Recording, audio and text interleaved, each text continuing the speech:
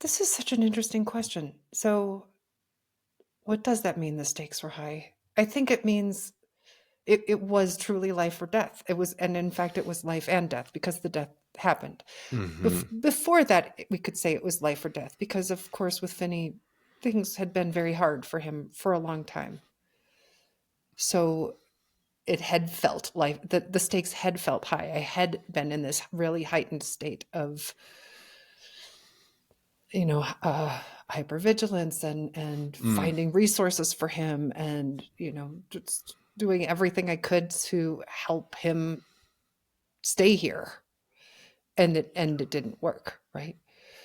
Um, so what are some of those stakes? I think I'm going to just name one of the biggest ones, friend, is thinking that we have any control over someone else's life, and to let go of that.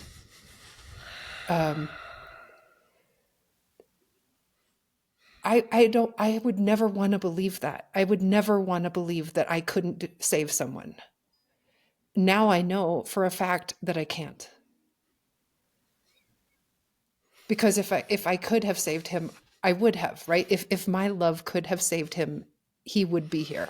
Yeah, if there's a test of that truth, mother love, So is that so test. Yeah. right, so learning then that it isn't up to me, someone else. I cannot do that for someone else. And this horrible lesson, right? Those stakes are enormous. Mm-hmm.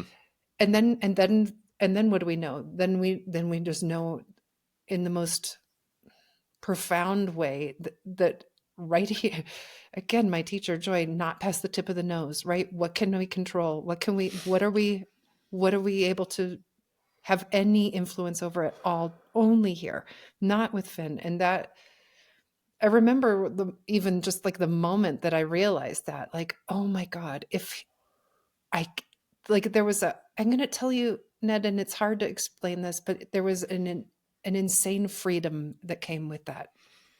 It's a Yeah. horrible thing. Nobody wants to know this. And it is also so freeing to Mm. really trust that we are responsible for the one life we can save, which is ours. Mm-hmm. That's it. That's it. Mm-hmm. I mean, we can still do everything. That doesn't mean do nothing. Of course, Mm-hmm. that's not what that means. But it does mean to give the other person the gift of themselves, which is to say, to trust that they are exactly who they need to be, doing exactly what they need to do, even though it's no part what we want. I mean, your poetry, so many of your poems dances with this idea, and you'd be like, no, you don't. You missed all the point to all my poetry, but this is what I'm this is something I this is something I this is something I've been thinking, which is, I was gonna say, what poems or what was your relationship to like shame and guilt around this? And I feel like what you're speaking to was that the stakes were around that too, right? Which is like he'd taken his life. And so you're left with, okay, was this my fault? What could I have done? The questions that come in the wake of such a loss. And to actually have part of the medicine and obviously wishing Finn here now, of course, but to know part of the medicine you got was being forced to let go ultimately. And so then the lesson you're describing comes in the wake of that. It's like he made the choice.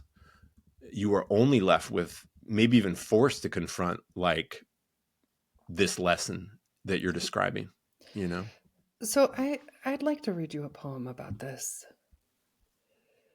So I was right. There is poetry there. Of course. Good. I would love to have you read a poem. It's called Going Deeper into the Mystery. I don't know why I did not see my son's choice to take his life as a failure. Not as his failure. Not as mine. Not the failure of the world. Not the failure of his friends. It's not as if I'm a stranger to failure, I, who can endlessly beat myself up just for failing to remember to return a call. I don't know why I did not need to blame. Don't know why I didn't rail at God. Why I didn't contract into a crumpled ball of shame. I don't know what grace stepped in and turned my heart again and again toward compassion, toward humanness. Don't know why it only occurred to me to love him,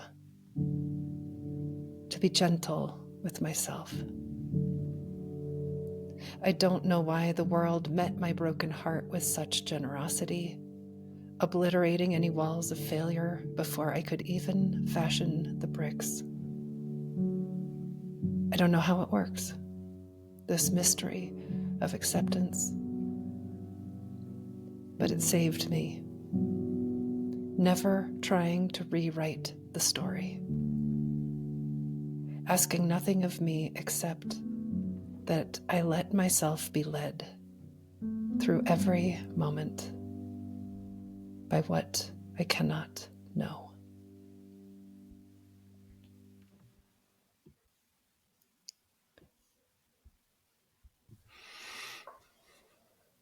Thank you.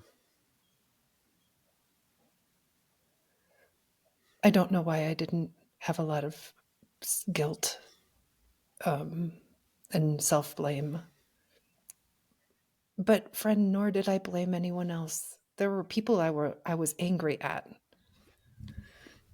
People who'd done some very cruel things to him that I was very angry with. But I didn't blame them. If there's anything I know about Finn, and this, of course, is just about Finn, I'm not talking about anyone else's circumstances.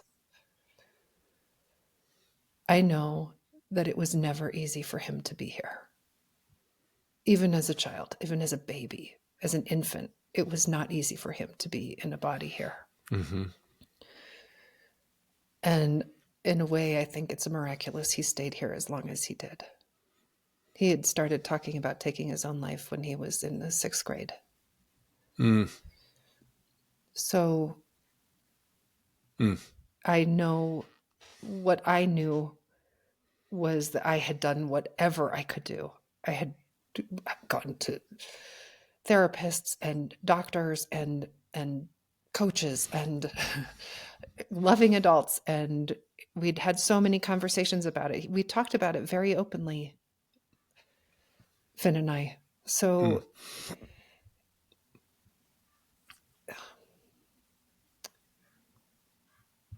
it's always surprising, to people that I didn't have this. When Buddhism, they call it the second arrow, right?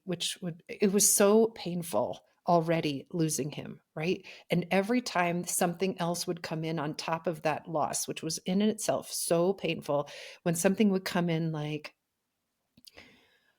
if only, I could immediately tell this was like that pain was optional pain. That was me adding pain on top of whatever else was already there. I was like, okay, I already have enough pain. I don't have to have this pain too. Mm-hmm. And that showed up in so many ways, right? That showed up in, blaming myself. That showed up in thinking, oh, I'll never see him as an old man. I'll never hold the child that maybe he wasn't going to get to be an old man. Like, these were all things that I was borrowing from the future that were all me projecting and adding pain to myself. And every time it would happen, I was able to see it and be like, oh, okay, that's unnecessary. I don't need to take that on. Enough pain right here, right now. Just meet the pain that you have to have, but don't add to it. So it was somehow very, very clear for me that the hardest part, I think, again, like I say, was around the people that his friends, that I was pretty angry with, but I was also clear that it was anger, not blame.